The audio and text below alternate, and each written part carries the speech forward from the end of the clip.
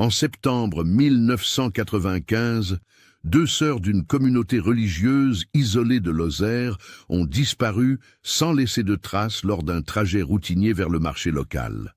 Betsabé, 19 ans, et Tabitha, 17 ans, n'étaient jamais arrivées à destination. Pendant 9 longues années, leurs parents et leur communauté ont vécu dans l'incertitude la plus totale, refusant de faire appel aux autorités par méfiance du monde extérieur. Puis, en 2004, des ouvriers travaillant près d'une mine de plomb abandonnée ont fait une découverte qui a glacé le sang de toute la région. Au fond d'un puits oublié depuis des décennies, ils ont trouvé une charrette en bois, parfaitement préservée par l'humidité constante de la mine. Cette charrette appartenait aux sœurs Rousselin. Mais ce n'était que le début d'une révélation qui allait bouleverser la compréhension de cette disparition. Car à côté de cette charrette, les enquêteurs ont découvert des objets qui ont immédiatement transformé une disparition mystérieuse en une enquête criminelle d'une ampleur insoupçonnée. Des objets qui suggéraient que Betsabé et Tabitha n'avaient pas été victimes d'un accident, mais d'un enlèvement soigneusement orchestré par des individus qui connaissaient parfaitement les habitudes de leur communauté isolée. Comment ces deux jeunes femmes, élevées dans la simplicité et la foi, ont-elles pu devenir les cibles d'un crime aussi méticuleux? Et surtout, que révèle vraiment cette charrette retrouvée 9 ans plus tard dans les profondeurs d'une mine abandonnée?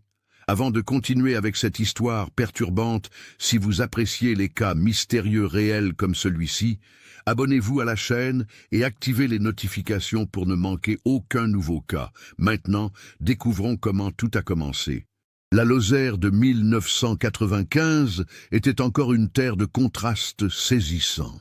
Département le moins peuplé de France, ces vastes étendues de causses et de montagnes abritaient des communautés qui avaient choisi de vivre en marge de la modernité galopante. Parmi elles, la communauté des frères de la Nouvelle Alliance, installée depuis les années 60 dans un hameau perdu près de Mende, représentait un mode de vie quasi autarcique qui fascinait autant qu'il intriguait. Cette communauté d'une 50aine d'âmes avait été fondée par Ezra Rousselin, un ancien ingénieur parisien qui, après mai 68, avait tout quitté pour créer une société basée sur les valeurs chrétiennes traditionnelles et le retour à la terre. Contrairement aux Amish d'Amérique du Nord, les frères de la Nouvelle Alliance n'interdisaient pas totalement la technologie moderne, mais ils la limitaient strictement à ce qui était nécessaire pour leur survie économique. Ils possédaient quelques tracteurs pour les gros travaux agricoles, un générateur électrique pour l'atelier de menuiserie et même un téléphone communautaire installé dans la maison d'Ezra. Mais télévision, radio et journaux étaient proscrits, considérés comme des sources de corruption spirituelle. Les femmes portaient des robes longues et des châles, les hommes des barbes sans moustache, selon la tradition anabaptiste. Leurs Français avaient même développé quelques particularités, mélange d'archaïsme et d'expressions religieuses qui marquaient leur volonté de se distinguer du monde extérieur. Betsabé et Tabitha Rousselin étaient les filles d'Ezra et de son épouse Rachel, une ancienne institutrice reconvertie à cette vie contemplative. Betsabé, l'aînée, incarnait parfaitement les valeurs de la communauté. Grande et élancée, avec des cheveux châtains clairs toujours soigneusement tressés, elle possédait cette sérénité particulière qui caractérise ceux qui ont trouvé leur place dans le monde. Responsable de l'éducation des plus jeunes enfants de la communauté, elle excellait aussi dans les travaux manuels, particulièrement la couture et le tissage. Tabitha, plus petite et plus ronde, avait hérité des yeux verts perçants de sa mère et d'un tempérament plus curieux que sa sœur aînée.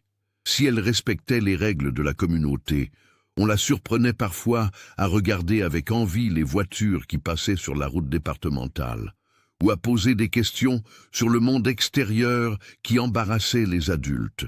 Cette curiosité n'était pas vue comme un défaut majeur. Après tout, elle n'avait que 17 ans, mais certains anciens commençaient à s'inquiéter de son influence sur les plus jeunes. La communauté vivait principalement de l'agriculture biologique et de l'artisanat. Leurs légumes, leurs fromages de chèvre et leurs meubles en bois massifs s'écoulaient facilement sur les marchés de la région. Mende, Florac et parfois même Millau voyaient régulièrement arriver ces familles en habits sombres, leurs charrettes tirées par des chevaux percherons chargés de produits d'une qualité remarquable. Ces déplacements commerciaux suivaient un calendrier précis, établi par le Conseil des Anciens et respecté religieusement. Chaque famille avait ses jours assignés, ses marchés désignés, ses routes habituelles. Cette organisation millimétrique permettait à la communauté de maintenir un contact minimal, mais nécessaire, avec l'extérieur, tout en préservant sa cohésion interne. Les relations avec les Anglais, terme dont ils désignaient tous ceux qui n'appartenaient pas à leur foi, restaient cordiales mais distantes. Les gendarmes de Mende connaissaient bien ces familles paisibles qui ne causaient jamais de troubles. Les commerçants locaux appréciaient leur honnêteté et la qualité de leurs produits. Mais cette bienveillance mutuelle ne dépassait jamais le cadre des relations commerciales ou administratives strictement nécessaires. Cette méfiance envers le monde extérieur trouvait ses racines dans l'histoire même de la communauté. Ezra Rousselin racontait souvent comment, dans les premières années, ils avaient été victimes de vols et de vandalisme de la part de jeunes des villages voisins. Comment les autorités locales, peu habituées à ce type de communauté, avaient multiplié les contrôles et les inspections qui ressemblaient davantage à du harcèlement qu'à de la bienveillance administrative. Au fil des années, les frères de la Nouvelle Alliance avaient appris à gérer leurs problèmes en interne, justice, éducation, santé. Tout était réglé selon leurs propres règles, basées sur l'Évangile et les décisions du Conseil des Anciens. Cette autonomie leur avait apporté la paix, mais elle avait aussi créé une forme d'isolement qui allait se révéler tragique. Le jeudi 21 septembre 1995 se levait sur la Lozère avec cette brume automnale caractéristique qui transforme les Causses en océan de coton. Dans la communauté des frères de la Nouvelle Alliance, l'activité commençait comme chaque matin par la prière collective de 6 heures, suivie du petit déjeuner communautaire et de la répartition des tâches quotidiennes. Ce jour-là, Bethsabée et Tabitha avaient été désignés pour se rendre au marché de Mende, avec une cargaison de fromage de chèvre, de confitures et de quelques meubles miniatures sculptés par les hommes de la communauté. Le trajet, qu'elle connaissait par cœur, suivait la route départementale 906 sur une vingtaine de kilomètres, un parcours que leur père Ezra avait calculé à 2h30 avec leur jument Espérance, une percheronne docile de 12 ans. Rachel Rousselin avait préparé le petit déjeuner de ses filles avec un soin particulier ce matin-là. Non par pressentiment, la communauté se méfiait de ce type de superstition, mais parce que c'était la première fois que Tabitha accompagnait sa sœur aînée sans supervision adulte. À 17 ans, elle était jugée assez mûre pour cette responsabilité. Mais Rachel ne pouvait s'empêcher d'éprouver cette inquiétude maternelle naturelle. Vers 8h30, les deux sœurs avaient chargé leur charrette sous le regard attentif de Samuel Beaumont, un jeune homme de 22 ans qui ne cachait pas ses sentiments pour Bethsabée. Grand, aux cheveux noirs et aux mains calleuses de menuisier, Samuel espérait secrètement être choisi comme époux par la famille Rousselin. Ce matin-là, il avait aidé à arrimer solidement les caisses de marchandises et vérifier l'état des roues et du harnachement. « Faites attention sur le chemin des Trois Croix », avait-il murmuré à Bethsabée en ajustant la bride d'Espérance. Hier, le père Mathias a vu des traces de pneus dans la boue près du virage, des voitures qui ne suivent pas la route habituelle.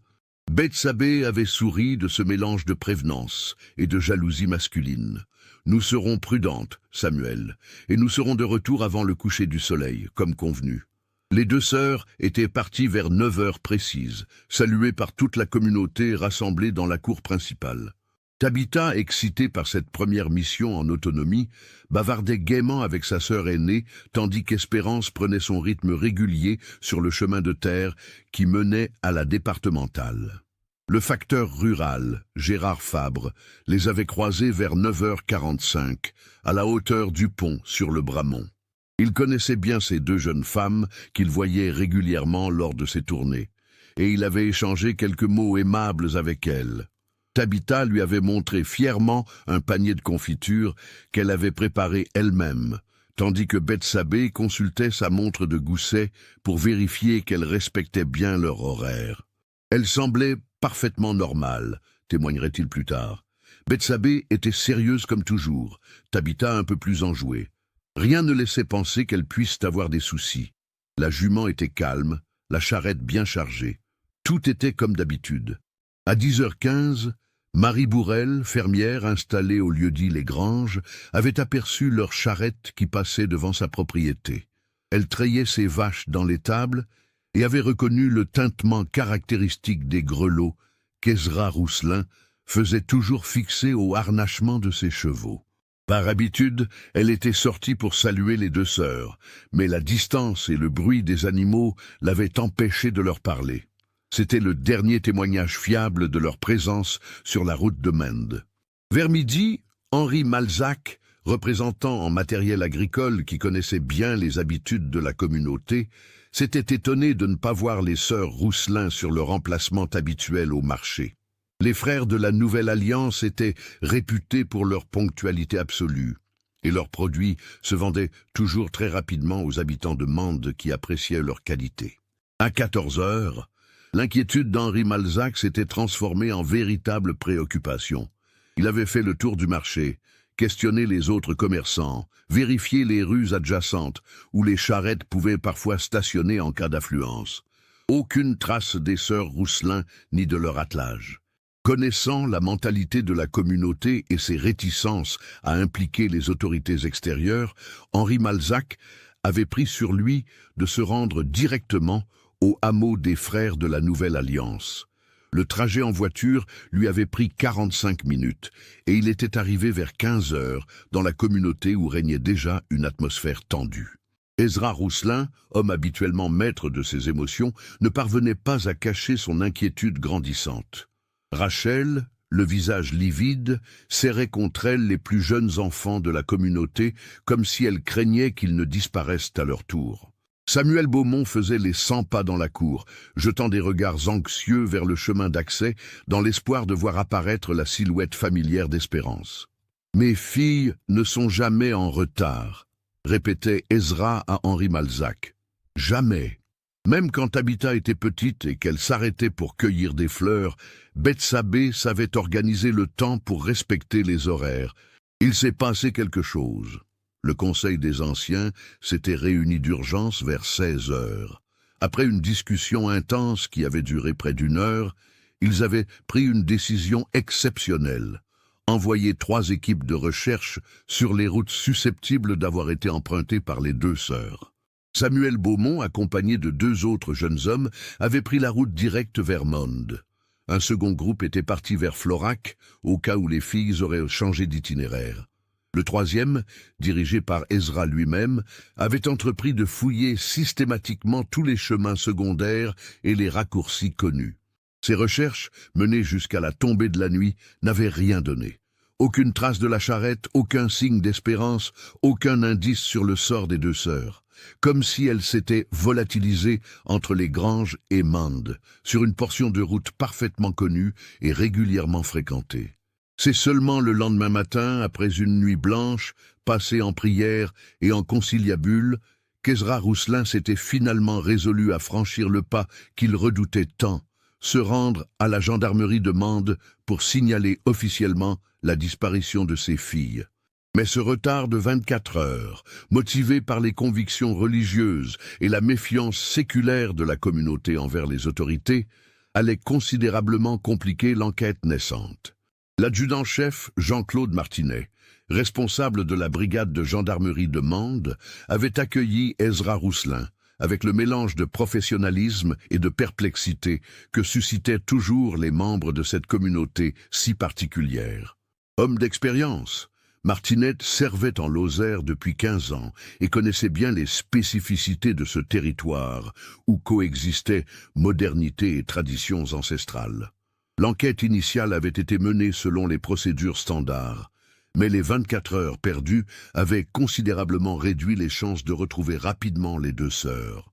Les gendarmes avaient interrogé tous les témoins potentiels sur l'itinéraire habituel, fouillé les fossés et les sous-bois adjacents à la route, vérifiés auprès des hôpitaux régionaux. Les maréchaux ferrants et vétérinaires avaient été contactés au cas où Espérance aurait été blessée ou abandonnée quelque part. Une battue organisée le dimanche 24 septembre avait mobilisé une cinquantaine de bénévoles, principalement des chasseurs locaux qui connaissaient parfaitement le terrain. Ils avaient ratissé méthodiquement tous les chemins forestiers, les clairières, les bergeries abandonnées et les résurgences karstiques si nombreuses dans cette région de Causse. Rien.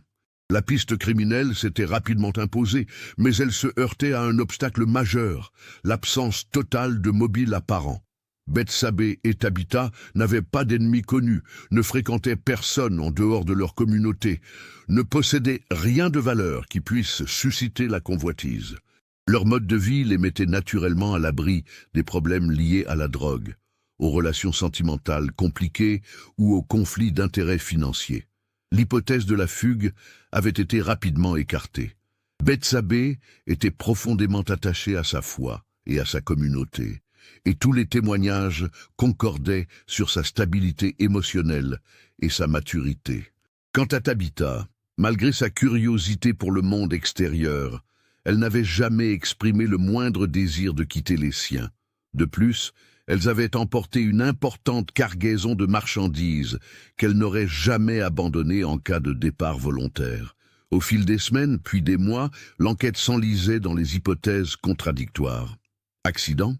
Mais où étaient les corps, la charrette, le cheval? Enlèvement?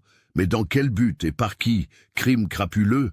Mais les sœurs Rousselin ne transportaient jamais d'argent liquide en quantité importante, et leurs marchandises, bien que de qualité, ne représentaient pas une fortune.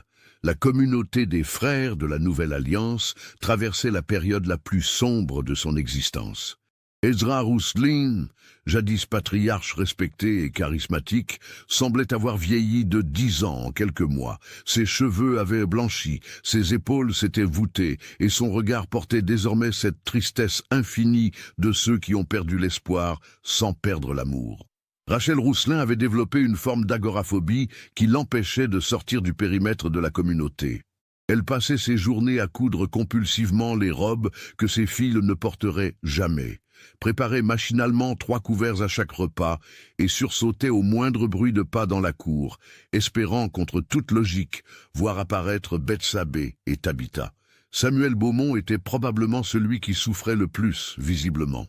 Ses sentiments pour Bethsabée, jusqu'alors contenus dans la discrétion imposée par les codes de la communauté, explosaient désormais en crise de rage et de désespoir. Il parcourait inlassablement les routes de la région, scrutait chaque visage féminin entrevu au loin, harcelait les gendarmes de questions et de nouvelles théories. Les plus jeunes membres de la communauté développaient une peur irrationnelle de sortir seuls, même pour les tâches les plus anodines. Les parents ne laissaient plus leurs enfants s'éloigner sans surveillance, transformant cette société basée sur la confiance et la liberté relative en un environnement de méfiance et de contrôle permanent. L'impact économique n'était pas négligeable non plus. Bethsabée et Tabitha représentaient une part importante de la force de travail qualifiée de la communauté. Leurs compétences en couture, tissage et éducation des enfants n'étaient pas facilement remplaçables. Les revenus du marché de Mende avaient chuté, car personne n'osait plus emprunter la route maudite où elles avaient disparu. Mais c'est la dimension spirituelle qui ébranlait le plus profondément les frères de la Nouvelle Alliance. Comment Dieu avait-il pu permettre qu'un tel malheur frappe 2 jeunes femmes si pieuses, si pures, si dévouées à sa gloire? Les prières quotidiennes prenaient des accents de supplication désespérée. Les sermons d'Ezra perdaient de leur assurance habituelle, ponctués de silences douloureux et de questions sans réponse.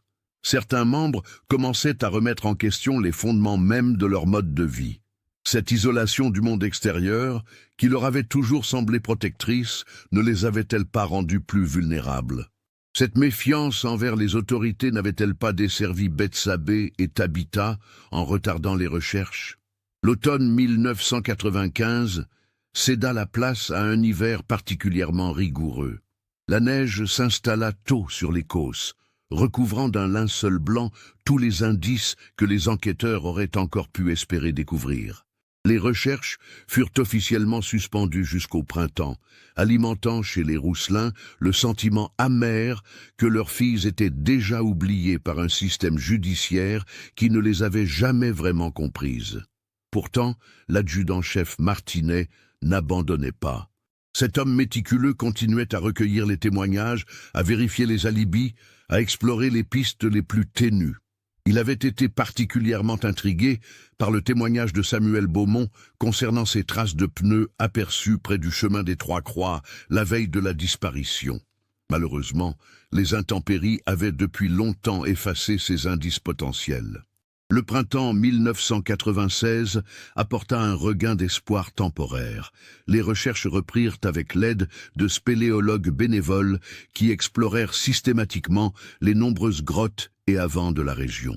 La Lozère, criblée de cavités naturelles, pouvait facilement dissimuler des corps ou des objets. Mais ces explorations, aussi courageuses que méthodiques, ne donnèrent aucun résultat. L'été vit naître une théorie nouvelle dans l'esprit de certains enquêteurs.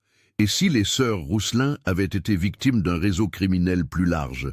L'isolement de leur communauté, leur déplacement prévisible, leur méconnaissance du monde extérieur en faisaient des proies idéales pour des trafiquants cherchant de la main-d'œuvre gratuite ou des individus à exploiter. Cette hypothèse conduisit à élargir l'enquête au niveau national. Les signalements furent transmis à toutes les brigades de France avec une attention particulière pour les régions frontalières. Des liens furent établis avec Interpol au cas où les deux sœurs auraient été emmenées à l'étranger. Mais là encore, aucune piste concrète n'émergea. Les mois s'écoulaient, puis les années. 1997, 1998, 1999. Chaque anniversaire de la disparition ravivait la douleur et relançait temporairement les recherches. Des journalistes venaient parfois interviewer la famille. Des émissions de télévision consacraient quelques minutes à ce mystère lozérien, mais l'attention du public s'émoussait rapidement. La communauté des frères de la Nouvelle Alliance se refermait progressivement sur elle-même. Plusieurs familles, ébranlées par le drame et les questionnements qu'il soulevait, avaient quitté le hameau pour rejoindre d'autres groupes religieux ou réintégrer la société conventionnelle. Les effectifs étaient tombés à une trentaine de personnes, menaçant la viabilité économique de l'ensemble. Samuel Beaumont était parti en 2001, incapable de supporter plus longtemps l'absence de celle qu'il aimait en silence. Il avait rejoint une communauté amiche du Jura, espérant y trouver la paix que la Lozère ne pouvait plus lui offrir. Avant son départ, il avait confié à Ezra Rousselin « Je ne peux pas accepter qu'elle soit morte sans savoir comment ni pourquoi. Mais je ne peux plus non plus accepter qu'elle soit peut-être vivante quelque part sans pouvoir les aider. » L'adjudant-chef Martinet, promu capitaine et muté à Rodez en 2002, avait transmis le dossier à son successeur avec un sentiment d'échec professionnel qui l'accompagnerait jusqu'à sa retraite. Dans ses derniers rapports, il écrivait « Cette affaire présente toutes les caractéristiques d'un crime parfaitement organisé par des individus connaissant intimement les habitudes de la communauté Rousselin. L'absence totale d'indices matériels suggère une préméditation exceptionnelle et des moyens considérables pour faire disparaître non seulement 2 personnes, mais aussi un cheval et une charrette. » C'est le mardi 15 juin 2004 qu'un événement totalement inattendu allait relancer l'enquête sur la disparition des sœurs Rousselin de la manière la plus spectaculaire. Ce jour-là, l'entreprise de BTP Cos et Fils, basée à Marvejols, avait remporté un contrat de réhabilitation du site minier abandonné de Villefort, une ancienne exploitation de plomb fermée depuis les années 70. Ce site, situé à une trentaine de kilomètres du hameau des Frères de la Nouvelle Alliance, était resté à l'abandon depuis la fermeture de la mine. Les galeries avaient été murées par sécurité, mais les puits d'accès n'avaient jamais été complètement comblés. Le projet de réhabilitation prévoyait de transformer une partie de l'ancienne carrière en centre d'interprétation géologique pour les touristes, tout en sécurisant définitivement les zones dangereuses. Jérôme Cos, patron de l'entreprise familiale, avait confié la direction des travaux à son contremaître le plus expérimenté, Michel Pradal, un homme de 53 ans qui connaissait parfaitement les spécificités des chantiers en terrain minier. Pradal savait que ce type d'intervention réservait toujours des surprises entre les galeries non répertoriées et l'instabilité des terrains. L'équipe de 6 ouvriers avait commencé par cartographier précisément toutes les ouvertures visibles, en utilisant des détecteurs de cavités pour repérer les vides souterrains. C'est lors de cette phase préliminaire qu'ils avaient découvert l'existence d'un puits secondaire, probablement creusé à la fin de l'exploitation pour évacuer les eaux d'infiltration et qui n'apparaissait sur aucun plan officiel. Ce puits, d'un diamètre d'environ 2 mètres, était dissimulé par une végétation dense qui avait poussé au fil des décennies. Seule une dépression circulaire du terrain, visible uniquement à la lumière rasante du matin, trahissait sa présence. Michel Pradal avait décidé de l'explorer pour évaluer s'il représentait un danger pour la suite des travaux. L'opération de descente était prévue pour le vendredi 18 juin. Pradal avait fait appel à un spéléologue professionnel, Laurent Mercier, qui possédait tout l'équipement nécessaire pour une exploration en sécurité. La profondeur du puits, estimée à une quinzaine de mètres d'après les échos sonores, restait dans les limites d'une intervention de routine. La descente de Laurent Mercier avait commencé vers 9 heures du matin, sous l'œil attentif de toute l'équipe rassemblée autour du puits. Les premiers mètres ne présentaient aucune particularité. Parois rocheuses typiques des mines de plomb, quelques racines d'arbres qui avaient trouvé des fissures pour s'infiltrer, accumulation habituelle de feuilles mortes et de débris divers. Mais à 12 mètres de profondeur, Laurent Mercier était tombé sur quelque chose d'absolument inattendu. Sa voix, déformée par l'écho du puits, était remontée vers la surface avec une intonation qui avait immédiatement alerté Michel Pradal. Il y a quelque chose d'artificiel ici, quelque chose qui n'a rien à faire dans cette mine. Les premiers objets remontés à la surface avaient plongé toute l'équipe dans la perplexité. Une roue en bois cerclée de fer, visiblement ancienne, mais remarquablement préservée par l'humidité constante de la mine. Puis des planches de chêne assemblées avec des clous forgés à la main. Enfin des éléments de harnachement en cuir qui portaient encore les traces de leur utilisation intensive. Il ne fallait pas être expert pour comprendre qu'ils étaient en train de remonter les restes d'une charrette. Mais comment cet attelage était-il arrivé au fond d'un puits de mine abandonné depuis des décennies?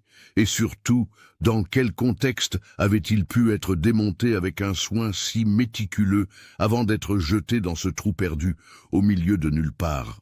Michel Pradal, homme pragmatique habitué aux découvertes inattendues sur les chantiers, avait immédiatement pris la décision d'interrompre les travaux et de prévenir les autorités. Son expérience lui disait que cette découverte dépassait largement le cadre d'une simple curiosité archéologique. Cette charrette avait été délibérément démontée et cachée, et cette dissimulation suggérait fortement une activité criminelle.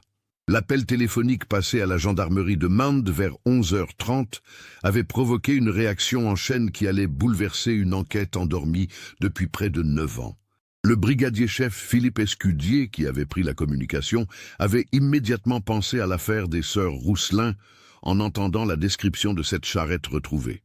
Le capitaine Marie-France Delacroix, nouvellement affecté à la tête de la brigade de Mende depuis seulement 6 mois, découvrait l'affaire Rousselin à travers les épais dossiers laissés par ses prédécesseurs.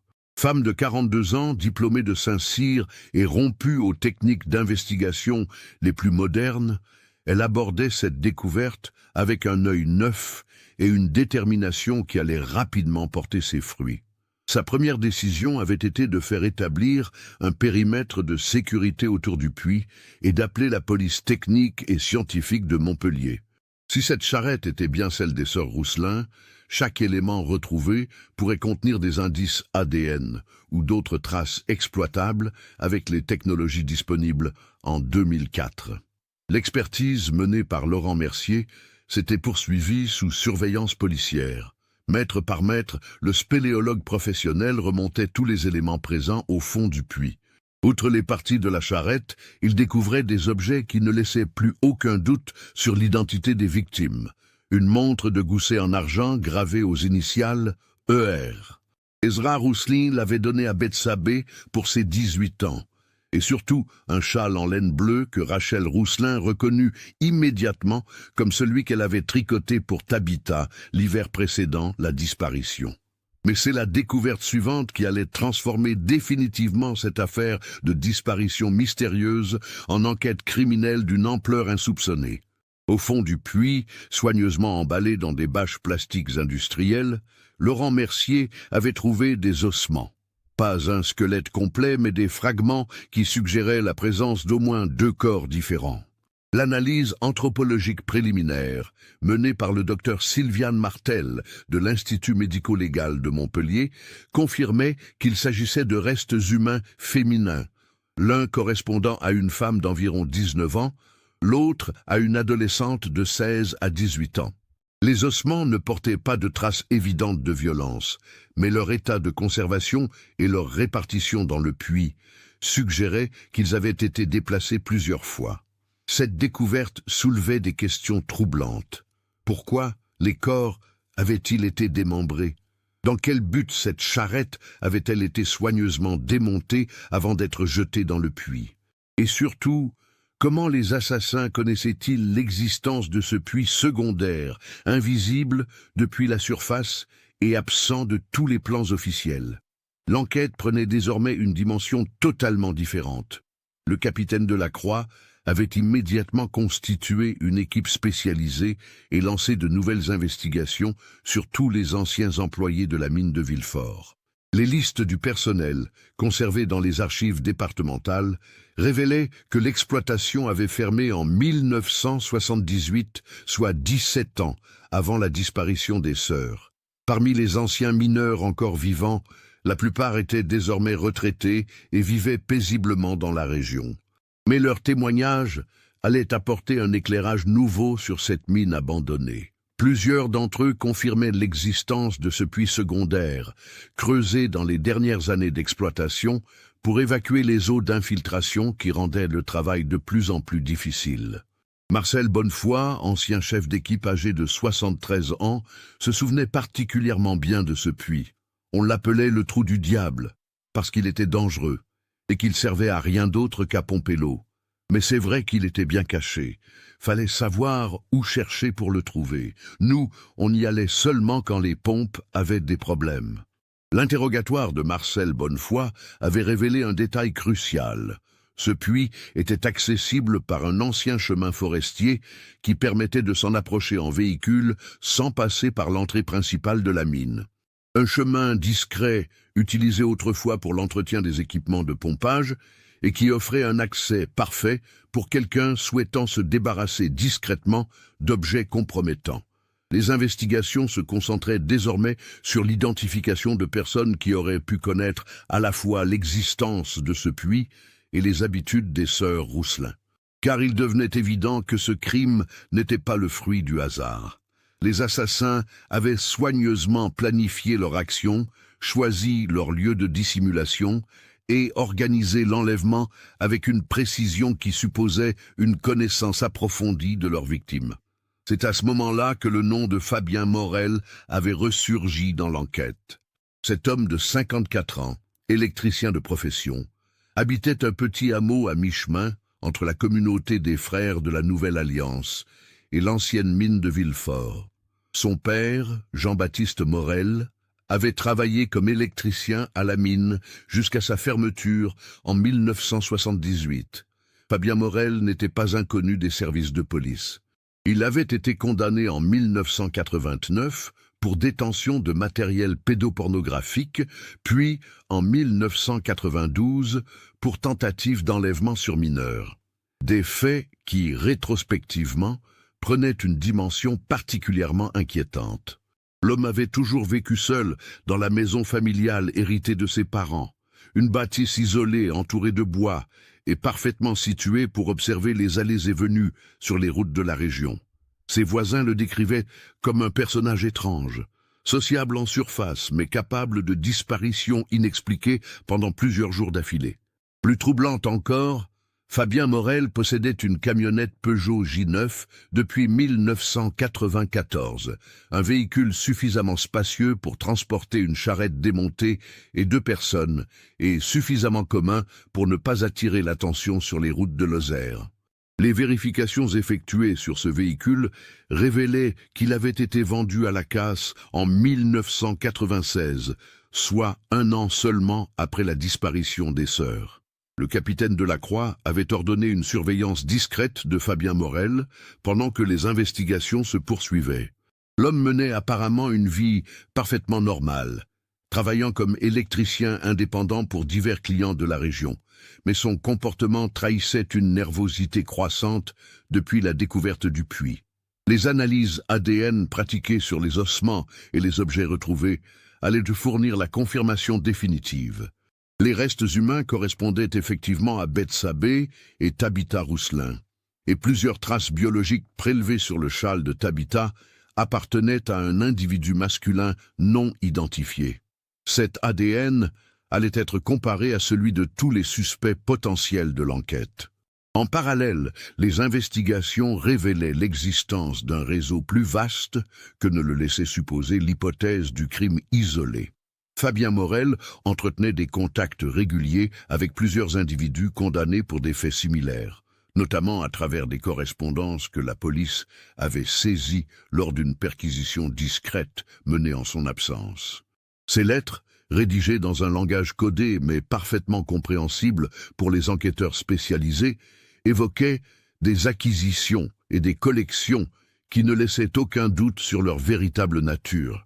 Elle mentionnait également des communautés isolées, présentées comme des terrains de chasse idéaux en raison de leur méfiance envers les autorités. L'enquête révélait progressivement l'existence d'un réseau pédophile organisé qui ciblait spécifiquement les jeunes filles issues de communautés religieuses isolées. Ces prédateurs avaient identifié dans le mode de vie des frères de la Nouvelle Alliance une vulnérabilité parfaite. Des familles qui évitaient le contact avec les autorités, des jeunes femmes qui se déplaçaient selon des horaires prévisibles, et une communauté qui gérait ses problèmes en interne. Le témoignage de Samuel Beaumont, retrouvé et interrogé dans sa nouvelle communauté du Jura, apportait un élément crucial. Ce détail des traces de pneus qu'il avait observées près du chemin des Trois Croix la veille de la disparition prenait soudain tout son sens. Ces traces correspondaient parfaitement aux dimensions des pneus équipant la Peugeot J9 de Fabien Morel. L'étau se resserrait autour du suspect principal, mais le capitaine Delacroix savait qu'elle devait agir avec prudence. Fabien Morel n'était probablement qu'un exécutant dans une organisation plus vaste, et une arrestation prématurée risquait de compromettre l'identification de ses complices. C'est pourquoi elle avait décidé d'organiser une opération d'infiltration particulièrement audacieuse. En se faisant passer pour une travailleuse sociale, intéressée par les cas difficiles de jeunes femmes issues de communautés fermées, elle espérait pousser Morel à révéler l'existence de son réseau et les méthodes utilisées pour repérer et capturer leurs victimes. L'opération d'infiltration, lancée par le capitaine Delacroix le lundi 26 juillet 2004, allait se révéler d'une efficacité redoutable. Sous l'identité d'emprunt de Sylvie Marchand, psychologue spécialisée dans l'accompagnement de jeunes femmes en rupture familiale, elle avait pris contact avec Fabien Morel sous prétexte d'une recherche universitaire sur l'isolement des communautés religieuses. La couverture était parfaitement crédible. Le capitaine Delacroix maîtrisait parfaitement les codes du travail social grâce à sa formation initiale en psychologie, abandonnée au profit de Saint-Cyr, mais qui lui servait désormais dans cette mission délicate.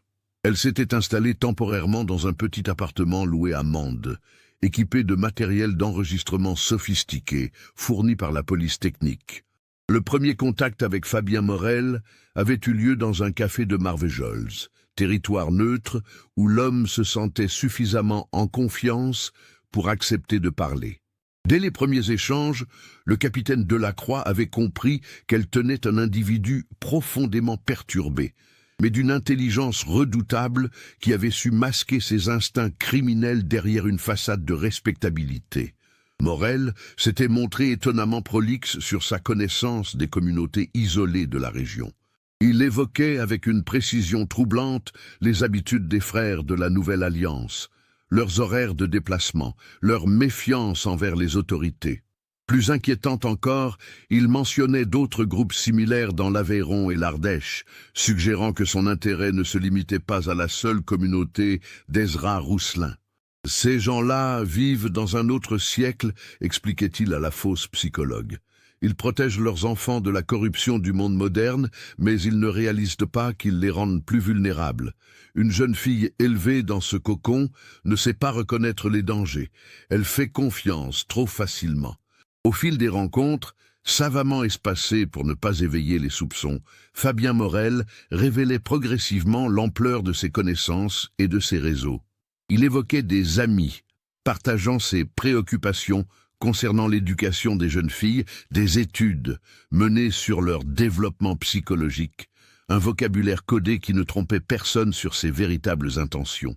Le tournant décisif s'était produit lors de leur 4e rencontre, le vendredi 13 août 2004. Ce jour-là, enhardi par la confiance qu'il pensait avoir établie avec la prétendue Sylvie Marchand, Morel avait commis l'erreur fatale de mentionner explicitement les sœurs Rousselin. « J'ai connu 2 sœurs de cette communauté », avait-il déclaré, avec un sourire qui avait glacé le sang du capitaine de la Croix. « Des filles magnifiques, pures comme on n'en fait plus, Bethsabée et Tabitha. Elles venaient régulièrement au marché de Mende. J'ai eu l'occasion de leur parler plusieurs fois, des conversations très instructives. Cette révélation spontanée constituait le premier aveu direct impliquant Fabien Morel dans la disparition des 2 sœurs. Mais le capitaine de la Croix savait qu'elle devait aller plus loin pour obtenir les preuves nécessaires à une condamnation, et surtout pour identifier les complices. Elle avait alors joué la carte de la provocation calculée. Ces jeunes femmes ont pourtant disparu, si mes souvenirs sont bons. Un cas qui n'a jamais été résolu. Dommage pour votre étude. La réaction de Morel avait été immédiate et révélatrice. Son visage s'était fermé, ses mains avaient légèrement tremblé, et il avait regardé autour de lui comme pour vérifier qu'il n'était pas observé. Puis, après un long silence, il avait murmuré. Parfois, les sujets d'étude disparaissent de leur propre chef, ou alors ils trouvent des environnements plus adaptés à leur épanouissement. Cette phrase, enregistrée par le matériel sophistiqué dissimulé dans le sac du capitaine de la Croix, constituait un aveu déguisé de la participation de Morel à l'enlèvement. Mais l'enquêtrice voulait pousser plus loin, obtenir des détails sur les méthodes utilisées et l'identité des complices. Ces environnements alternatifs, vous les connaissez ? Avait-elle demandé avec une feinte curiosité professionnelle. Fabien Morel avait alors révélé l'existence d'un réseau beaucoup plus vaste et organisé que ne l'avaient imaginé les enquêteurs. Il évoquait des familles d'accueil spécialisées situées dans plusieurs départements du sud de la France, des centres de rééducation non officiels où de jeunes femmes étaient préparées à leur nouvelle vie. Le vocabulaire euphémistique ne masquait qu'imparfaitement la réalité sordide. Un réseau de traite d'êtres humains spécialisé dans l'exploitation de jeunes femmes issues de milieux protégés. Ces criminels avaient développé une méthode particulièrement perverse, ciblant spécifiquement des victimes dont la disparition ne déclencherait pas immédiatement une enquête approfondie. Le plus difficile, expliquait Morel avec un détachement glaçant, c'est la logistique.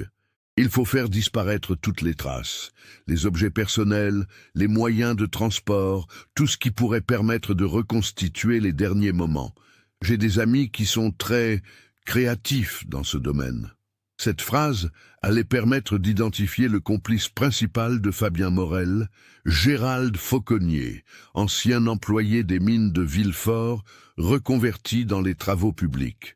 Cet homme de 48 ans possédait une parfaite connaissance de tous les sites abandonnés de la région et les moyens techniques pour faire disparaître des preuves dans les meilleures conditions.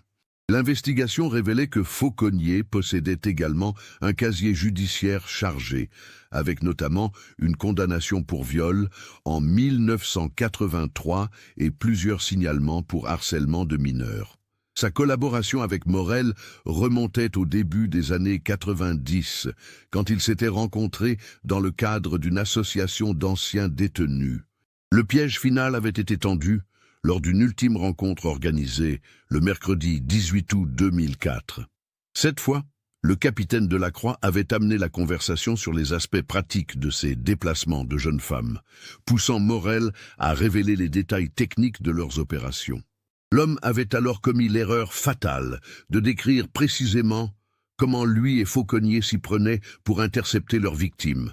Il évoquait la surveillance préalable pour établir les habitudes de déplacement, l'utilisation de véhicules banalisés pour ne pas attirer l'attention, les lieux de rendez-vous discrets où les victimes étaient transférées vers leurs nouveaux environnements. Plus accablant encore, il avait mentionné l'existence d'un dépôt situé dans une ancienne ferme abandonnée près de Banassac, où étaient stockés temporairement les effets personnels non nécessaires des victimes avant leur recyclage ou leur destruction. Ce dépôt contenait, selon ses dires, des souvenirs de toutes leurs opérations depuis 10 ans. Cette révélation avait immédiatement déclenché une opération d'envergure coordonnée par le capitaine Delacroix. Pendant que Fabien Morel était maintenu sous surveillance discrète pour éviter qu'il ne prévienne ses complices, 3 équipes de gendarmes investissaient simultanément son domicile, celui de Gérald Fauconnier et la ferme abandonnée de Banassac. L'arrestation de Fabien Morel et Gérald Fauconnier, effectuée simultanément le jeudi 19 août 2004 à 6 heures du matin, marquait l'aboutissement de 9 années d'enquête et le démantèlement d'un réseau criminel d'une ampleur insoupçonnée. Les perquisitions menées dans leurs domiciles respectifs avaient révélé un arsenal de preuves accablantes. Chez Morel, les enquêteurs découvraient un véritable musée de l'horreur. Des centaines de photographies de jeunes femmes prises à leur insu, des plans détaillés de plusieurs communautés religieuses isolées, et surtout, un carnet manuscrit répertoriant méthodiquement les cibles potentielles repérées au fil des années. Ce carnet contenait des informations précises sur Bethsabée et Tabitha Rousselin, leurs horaires de déplacement, leurs habitudes vestimentaires, leurs traits de caractère observés lors des marchés de Mende. Morel y avait même consigné ses évaluations de leur potentiel d'adaptation à leur future situation, avec un détachement clinique qui révélait la profondeur de sa perversion. Chez Gérald Fauconnier, la découverte la plus troublante était un atelier clandestin équipé de matériel de soudure et de découpe métallique. C'est dans cet atelier que la charrette des sœurs Rousselin avait été soigneusement démontée avant d'être jetée dans le puits de la mine de Villefort. Fauconnier avait conservé les outils utilisés, ainsi que des photographies du chantier, prises comme des trophées de leur crime parfait. Mais c'est la perquisition de la ferme abandonnée de Banassac qui allait révéler l'ampleur véritable de leurs activités criminelles. Dans une cave aménagée en chambre forte, les gendarmes découvraient les archives du réseau. Des dizaines de dossiers contenant les identités et les photographies de victimes potentielles, des correspondances avec d'autres membres du réseau basés dans le sud de la France, et surtout les effets personnels de plusieurs jeunes femmes disparues au cours des 10 dernières années. Ces effets personnels permettaient d'établir un lien direct entre Morel, Fauconnier et au moins 7 autres disparitions de jeunes femmes issues de communautés religieuses isolées. Des cas classés sans suite dans l'Aveyron, l'Ardèche et les Pyrénées-Orientales, qui prenait soudain une dimension tragique nouvelle. L'interrogatoire de Fabien Morel, mené par le capitaine Delacroix, avec l'assistance d'un psychologue criminologue, révélait la méthode particulièrement perverse développée par le réseau. Il ciblait exclusivement des jeunes femmes issues de communautés qui privilégiaient la résolution interne de leurs problèmes et manifestaient une méfiance naturelle envers les autorités extérieures. Nous savions que ces familles ne feraient pas immédiatement appel à la police, expliquait Morel avec un cynisme glaçant. Leur mode de vie nous donnait plusieurs jours, parfois plusieurs semaines d'avance sur les enquêtes. Le temps nécessaire pour faire disparaître toutes les preuves et transférer les filles vers les centres de réception. Ces centres de réception étaient en réalité des propriétés isolées où les victimes étaient séquestrées, dressées psychologiquement, puis vendues à des clients fortunés en quête de compagnes dociles et pures. Le réseau avait développé une véritable industrie de la traite humaine, exploitant les spécificités culturelles de certaines communautés religieuses pour alimenter un marché clandestin particulièrement lucratif. Gérald Fauconnier, confronté aux preuves matérielles découvertes dans son atelier, avait fini par passer aux aveux complets. Il révélait comment il procédait pour intercepter leurs victimes, surveillance préalable pendant plusieurs semaines pour établir leurs habitudes, choix d'un point d'interception isolé sur leur trajet habituel, utilisation d'un subterfuge pour les faire descendre de leur charrette. Dans le cas des sœurs Rousselin, ils avaient simulé une panne de leur camionnette sur la route de Mende, comptant sur la charité naturelle des deux jeunes femmes pour les inciter à s'arrêter. Bethsabée et Tabitha, élevées dans les valeurs d'entraide et de compassion, n'avaient pas hésité à offrir leur aide à ces hommes apparemment en détresse. « Elles étaient si confiantes », murmurait Fauconnier lors de ses aveux. « Bethsabée a même proposé de nous accompagner jusqu'au garage le plus proche avec leur charrette. Elles ne se doutaient de rien jusqu'au moment où nous les avons menottées dans la camionnette. Les deux sœurs avaient été emmenées dans la ferme de Banassac où elles avaient été séquestrées pendant plusieurs jours en attendant leur transfert vers un centre de conditionnement situé dans les Pyrénées-Orientales. Mais contrairement à d'autres victimes qui avaient fini par se soumettre au dressage psychologique, Bethsabée et Tabitha avaient résisté avec une détermination qui avait surpris leurs ravisseurs. Bethsabée, en particulier, s'était révélée être un leader naturel qui encourageait sa sœur cadette à ne jamais abandonner l'espoir. Elle organisait des prières secrètes, créait des codes de communication avec Tabitha et tentait constamment de trouver des moyens de s'échapper ou d'alerter l'extérieur. Cette résistance inattendue avait posé un problème majeur au réseau.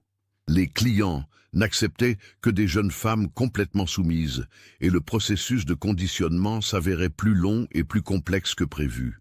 Après 2 semaines de séquestration infructueuse, Morel et Fauconnier avaient pris la décision d'éliminer les deux sœurs pour éviter qu'elles ne deviennent un témoignage compromettant. Les circonstances exactes de leur mort restaient floues dans les témoignages des deux hommes, chacun rejetant la responsabilité directe sur l'autre. Ce qui était certain, c'est que Bethsabée et Tabitha avaient été tués dans la ferme de Banassac, puis leurs corps transportés vers la mine de Villefort pour y être définitivement dissimulés. Fauconnier avait utilisé ses connaissances techniques pour démembrer les corps et les faire disparaître dans les galeries inondées de l'ancienne mine, conservant seulement quelques ossements comme trophées. La charrette avait été démontée pièce par pièce dans son atelier, puis jetée dans le puits secondaire dont il connaissait l'existence grâce à son père, ancien employé du site. L'enquête révélait également que le réseau était beaucoup plus vaste que ne le laissaient supposer les seules arrestations de Morel et Fauconnier. Les correspondances saisies dans la ferme de Banassac permettaient d'identifier au moins 12 autres complices répartis dans 6 départements du sud de la France. Une vaste opération coordonnée, baptisée Nouvelle Alliance, en hommage aux victimes de la communauté d'Ezra Rousselin, avait permis d'arrêter simultanément l'ensemble de ses complices et de libérer 4 jeunes femmes encore séquestrées dans différents centres du réseau. Le procès de Fabien Morel et Gérald Fauconnier s'était ouvert devant la cour d'assises de Mende en mars 2006. Les 2 hommes avaient été condamnés à la réclusion criminelle à perpétuité pour enlèvement, séquestration, viol et meurtre sur personnes mineures de 15 ans, avec période de sûreté de 30 ans. Leurs complices avaient écopé de peines allant de 15 à 25 ans de réclusion criminelle, selon leur degré d'implication dans les activités du réseau. Au total, cette affaire avait permis de résoudre 11 disparitions de jeunes femmes et de démanteler l'un des réseaux de traite humaine les plus sophistiqués jamais découverts en France. Pour Ezra et Rachel Rousselin, Ces révélations apportaient enfin des réponses aux questions qui les hantaient depuis près de 11 ans, mais également une douleur nouvelle en découvrant les souffrances endurées par leur fille. La communauté des frères de la Nouvelle Alliance, décimée par les départs successifs au fil des années, avait finalement décidé de se dissoudre officiellement en 2007. Ezra Rousseline, désormais âgé de 68 ans, avait confié lors du procès « Mes filles sont mortes en refusant d'abandonner leur foi et leur dignité. Elles ont résisté jusqu'au bout à ces hommes qui voulaient briser leur esprit. Dans notre communauté, nous disons que les martyrs ne meurent jamais vraiment. Bethsabée et Tabitha vivront éternellement dans notre mémoire et dans l'exemple qu'elles ont donné de courage et de fidélité. » Samuel Beaumont, revenu spécialement du Jura pour assister au procès, avait rendu un ultime hommage à celle qu'il aimait en silence. Bethsabée était la plus pure et la plus courageuse des femmes que j'ai connues. Savoir qu'elle s'est battue jusqu'au bout pour protéger sa sœur et préserver sa dignité ne me surprend pas. C'était exactement la femme exceptionnelle que nous connaissions tous. Le capitaine Marie-France Delacroix, promu commandant à l'issue de cette affaire qui avait marqué sa carrière, gardait de cette enquête la satisfaction du devoir accompli, mais également une profonde amertume. Nous avons résolu le mystère, mais nous n'avons pas pu sauver Bethsabée et Tabitha. Notre consolation, c'est d'avoir empêché que d'autres jeunes femmes subissent le même sort et d'avoir rendu justice à ces deux sœurs qui méritaient une vie longue et heureuse. La mine de Villefort, où avaient été retrouvés les restes des deux sœurs, avait été définitivement scellée et transformée en mémorial discret. Une simple plaque de bronze, posée à l'initiative de la municipalité, rappelait désormais à la mémoire de Bethsabée et Tabitha Rousselin, et de toutes les victimes de la barbarie humaine. Que leur courage inspire notre vigilance. Cette tragique affaire nous rappelle que les prédateurs savent exploiter les spécificités de chaque communauté pour identifier leurs victimes les plus vulnérables. Le courage de Bethsabée et Tabitha Rousselin, qui ont refusé de se soumettre jusqu'au bout, malgré les tortures et les menaces, témoigne d'une force d'âme exceptionnelle qui honore leur mémoire. Leur histoire illustre également l'importance de maintenir un équilibre subtil entre la protection de nos valeurs traditionnelles et la nécessité de rester vigilant face aux dangers du monde extérieur. Les communautés les plus fermées ne sont pas nécessairement les plus sûres, et l'isolement peut parfois se transformer en piège mortel. Qu'avez-vous pensé de cette enquête exceptionnelle qui a permis de résoudre un mystère vieux de 9 ans? Aviez-vous deviné l'ampleur du réseau criminel découvert grâce à cette charrette retrouvée au fond d'une mine abandonnée? Partagez vos réflexions dans les commentaires. Si cette reconstitution minutieuse d'une enquête criminelle réelle vous a captivé, n'oubliez pas de vous abonner à la chaîne et d'activer les notifications pour ne manquer aucun de nos nouveaux cas. Laissez un like si cette histoire vous a marqué et partagez-la avec vos proches qui s'intéressent aux grandes affaires criminelles françaises.